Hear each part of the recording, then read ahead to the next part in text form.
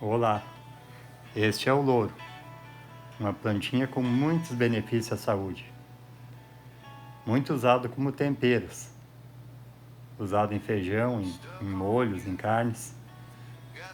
E ele, diferente de outros chás, ele pode ser aquecido, liberando ainda mais suas substâncias benéficas.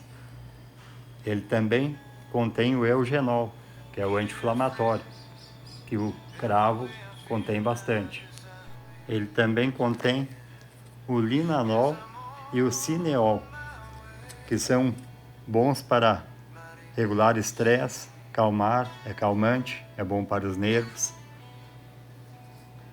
Também contém ácido cafeico e potássio, que é ótimo para a saúde cardiovascular. Os taninos, que é adstringente, contém os antioxidantes, luteolina e quercetina, vitamina C, vitamina A.